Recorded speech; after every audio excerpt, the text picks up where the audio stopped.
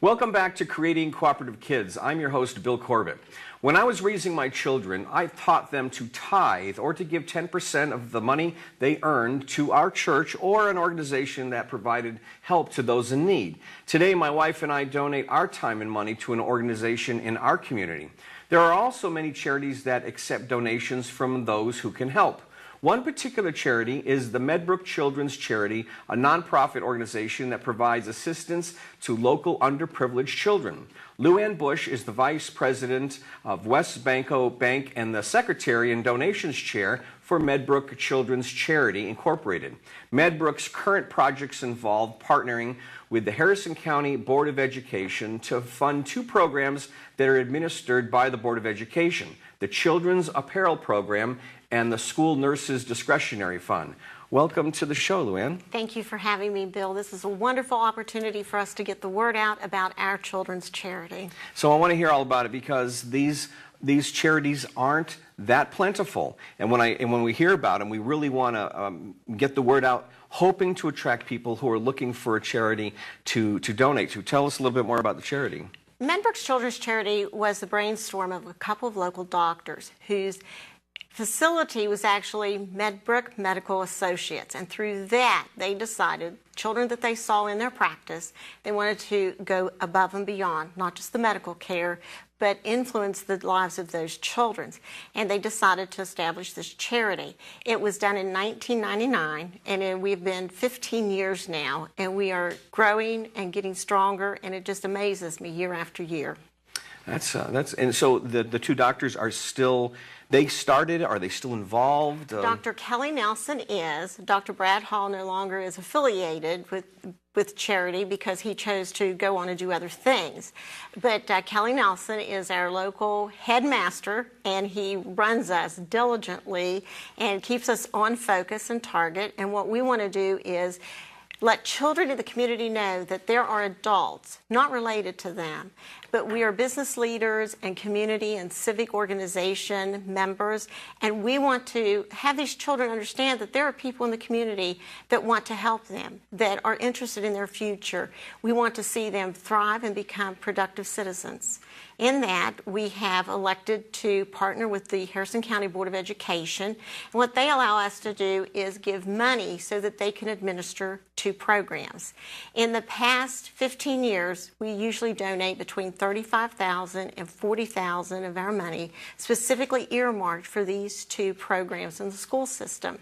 The CAP, which is the Children's Apparel Program, provides clothing, shoes, hats, coats, pants, slacks, socks, shoes, undergarments, anything possible that has to do with clothing. Either the teachers or the counselors in the schools are the ones who target the child, understand the need, and then contact us, and we make sure that money is available for those purchases. So I'm guessing then that the teacher notices a child who's coming into the classroom and really needs some better clothes. Yes. They're the ones that will initiate the request. Absolutely. And that actually takes us out of the equation.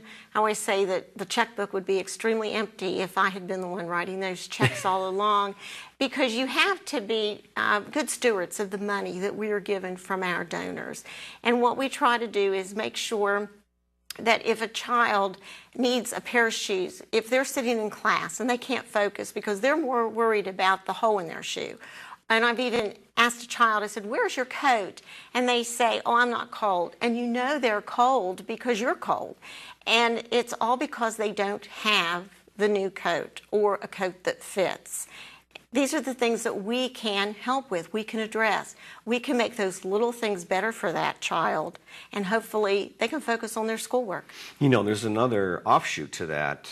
In an earlier segment, we were talking about bullying and how sometimes clothing can create a problem with bullying. So your charity is actually contributing to reducing the chances of that kind of thing from happening by giving children appropriate clothes so they don't stand out in a certain way and become a victim of bullies. Absolutely. One of the things we try to tell the counselors and teachers is when you're out buying these garments, if you wouldn't put your child in it, don't put our child in it.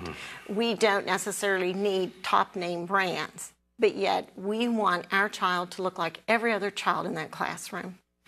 Now, I can think of two types of individuals who might be interested in learning about it. One is, can parents just call up and say, we're in a very desperate situation and we can benefit from your programs, or is it just through the schools?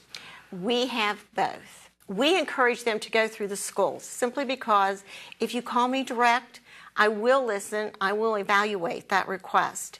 But what I don't have access to is the possibility of duplication of services.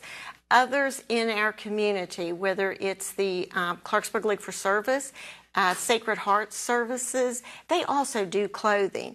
And what we want to make sure is that I'm not duplicating services. We need to make sure that our money is spent wisely and helps as many of the individual children as possible. What about donors? Do you accept donors that want to add to the charity? Absolutely. Yes. Absolutely. We have two huge fundraisers through the year. One is our golf outing, which we just held last Monday.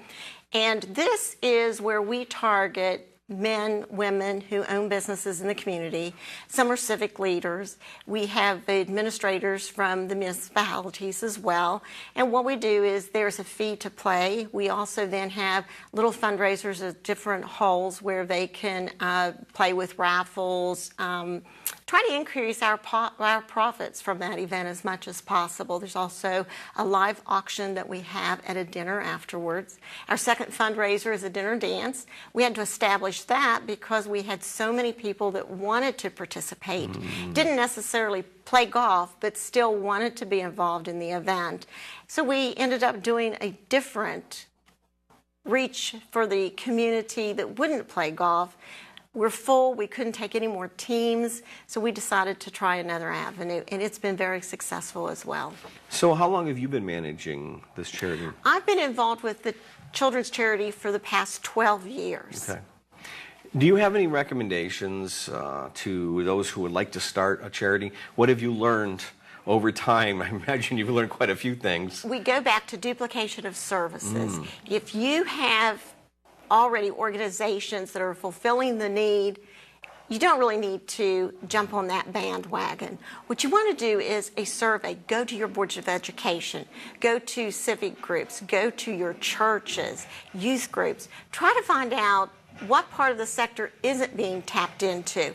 A lot of times it's not clothing, it's not medical, it may even have to do with just tutoring services, something that you can bring to the table that no one else is. I think you should survey your community to find out what the need is. So your suggestion then is to make sure that you really create a focus that makes sense. Any suggestions or guidelines, learned lessons on managing a charity once you get it up and running? I think you do have to have a team. Instead of allowing just one person to do everything. And it's hard to get sometimes people to let go of that capacity that they have for running the whole show. But what you do is you tire yourself out, and then you're not very much good to anyone. So what we would suggest is that you have from your board enough people. We have a finance committee, we have a donations committee, we have people who work for the foundation to make sure that this charity continues when the rest of us aren't able to go out and do that fundraising. Do you have a recommendation for an adequate sized board? It just depends on the number of people that you're wanting to serve, the amount of money that you want to have in your foundation or in the coffers. I think it could be anywhere from maybe 5 people could get it done. We have 15. 15? Yes. Wow. That's a good sized board. And you work. Yes. Everybody has a job. Yes. I'm on a board for an organization in New England, and we've got about, or just shy of 10, and I know that we all give a lot, and we wear multiple hats when you're on the board.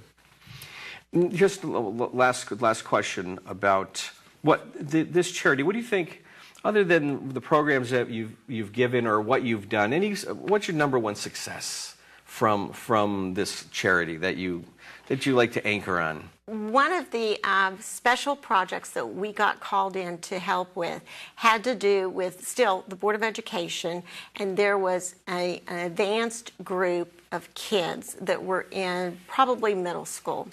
And we don't get names. We always try to keep that arm's length distance there.